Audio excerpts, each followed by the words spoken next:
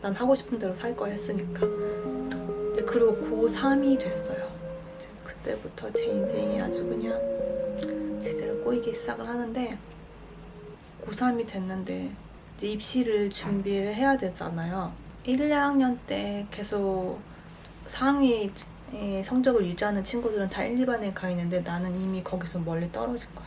나보다 성적이 안 좋던 친구들도 막 1, 2반에 가 있는데 나는 뭐 그 반에 들어가기는커녕 1, 2학년 때 공부한 내용들이 내 머릿속에 하나도 없는 거지. 내신을 준비했어야 되는데 내신도 엉망이 됐고, 수능을 치르려면 1, 2학년 때 배운 내용들이 있어야 되잖아요. 내 머릿속엔 하나도 없는 거야. 나 수능을 어떻게 봐야 될지도 모르겠는 거야.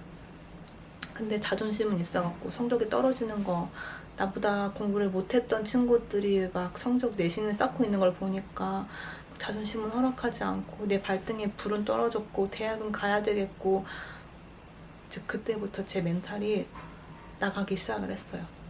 그냥 속된 말로 멘탈이 나갔다가 아니고 진짜로 멘탈이 나가기 시작을 한 거예요. 정신병이 오기 시작을 한 거예요. 이제 공부를 하긴 해야 됐는데 할 게 너무 많잖아요. 1학년 때 공부를 안 했으니 수능을 보려면 진짜 몇 과목을 준비를 해야 되는데 아무것도 안 돼 있으니, 만약에 제가 그때로 돌아가서 다시 뭔가를 선택을 할 수 있으면 그냥 맘 편히 재수를 선택을 했을 것 같아요. 어차피 고3 1년 만에 준비하기에는 너무 턱없이 떨어진 상태였고 뒤처진 상태였으니까 그냥 맘 편히 재수를 하고 1년 동안 좀 여유롭게 공부를 했을 텐데, 그때는 왜 그런 생각을 했는지 모르겠어. 대학을 못 가고 재수를 하면 인생의 실패자가 된다고 생각을 했던 것 같아요. 생각을 했었어요, 진짜로. 나 재수를 하는 거는 정말 인생을 실패하는 거야, 대학을 못 가면. 그런 생각을 하면서 진짜 오도 가도 정말 사면초가라 그러죠. 내 앞뒤 좌우가 꽉 막힌 상황이 된 거예요. 실제로는 그렇지 않았잖아. 재수를 할 수도 있고 대학을 안 갈 수도 있고 그럴 수 있는데, 그냥 내가 내 안에서 내 생각 속에서 그렇게 벽을 만들어 놓은 거야. 아빠가 정수기를 이제 설치해 주시고 수리를 해 주시고 AS를 해 주시는 그런 일을 하셨는데, 그 당시에 부산에 이제 아빠 고객 한 분을 만나러 어느 공장에 따라간 적이 있었어요. 그래서 아빠가 잠깐 이제 곧 끝나니까 잠깐만 차에 있어 하고 저를 이제 공장 근처에 차를 놓고 아빠가 들어가시고 저는 이제 공장 근처에 차 안에 있었던 거죠. 근데 이제 공장에서 일하시는 분들이 보였었어요.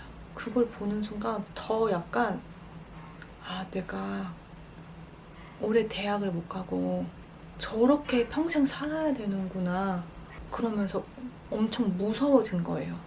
이게 절대로 공장에서 일하시는 분들을 폄하하는 발언이 아니에요, 여러분. 그냥 제가 그렇게 느꼈다는 거예요, 그 당시에. 19살 어린 나이에 공장에서 일을 하면 인생이 실패했다고 제가 그 당시에 그렇게 생각을 했다는 거예요. 대학을 못 가면 이렇게 공장에서 일을 해야 되고 그런 인생은 실패한 인생. 그냥 제 생각이 그렇게 됐다는 거죠. 지금 생각해보면 진짜 어이없는 생각들이죠.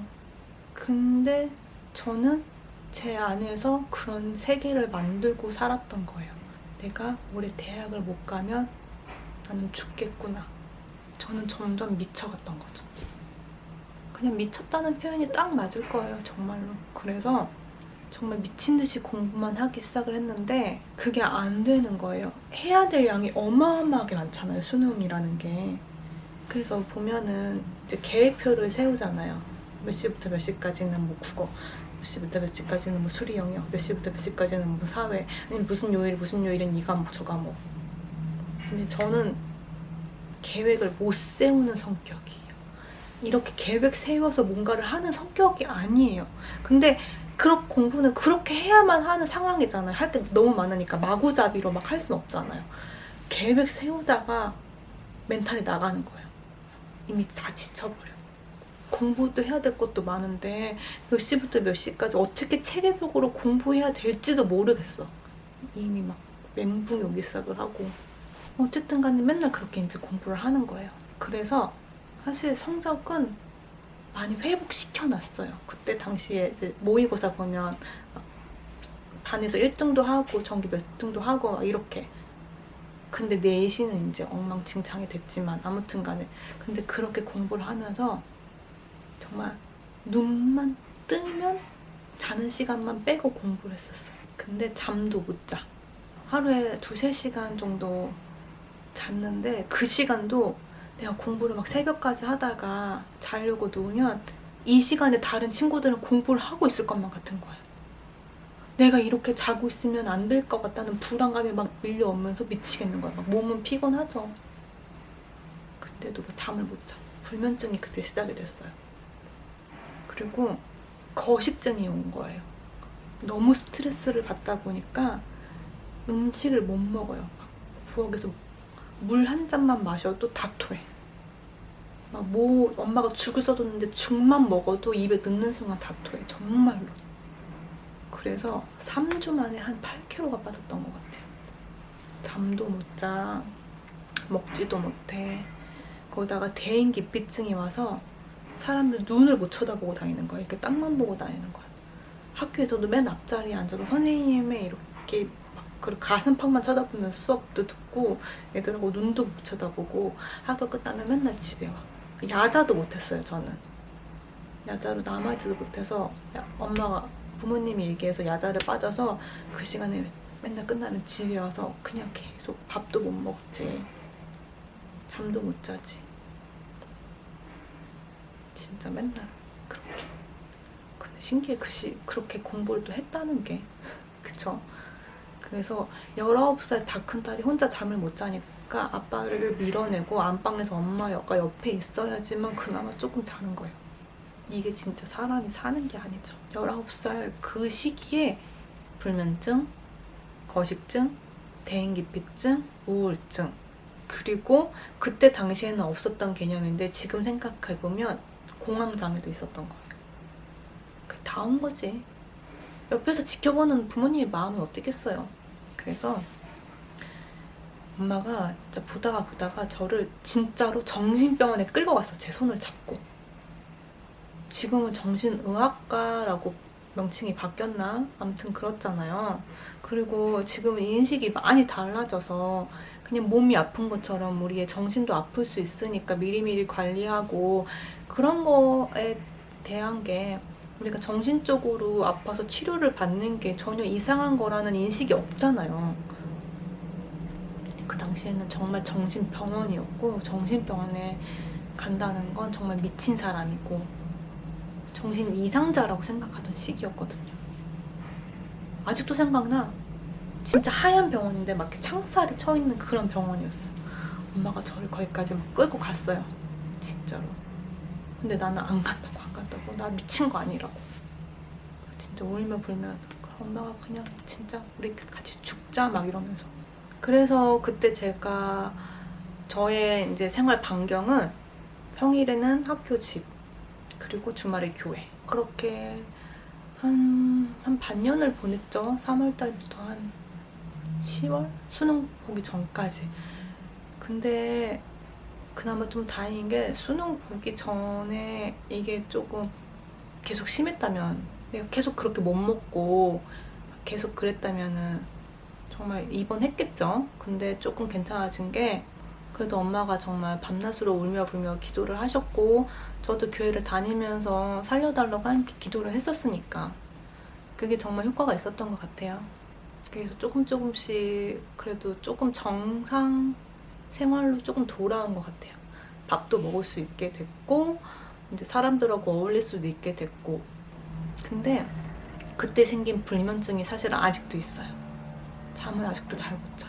그리고 그때 생긴 대인기피증, 사실은 대인기피증은 초등학교 때부터 온 것 같아요. 사람들하고 어울리는 법을 잘 모르고 막 중학교 때 왕따를 당하면서 인간관계 어려움을 느꼈던 게 고등학교 때 완전 대인기피증까지 갔던 거지만 사람들 눈을 못 쳐다보고 막 땀만 보고 다니는 거는 그런 이제 외부적으로 보이는 증상들은 많이 사라졌지만 그래도 계속 그런 건 있었던 것 같아요. 인간관계 주눅은 들고 사람들 가운데서 자신감을 잃고 살고 자존감이 없고 그리고 제가 그 후로도 한동안 있었던 증상인데 표현을 못했어요. 내가 마음에 뭔가 어려움이 있고 힘든 게 있어도 밖으로 표시를 못 내는 거야.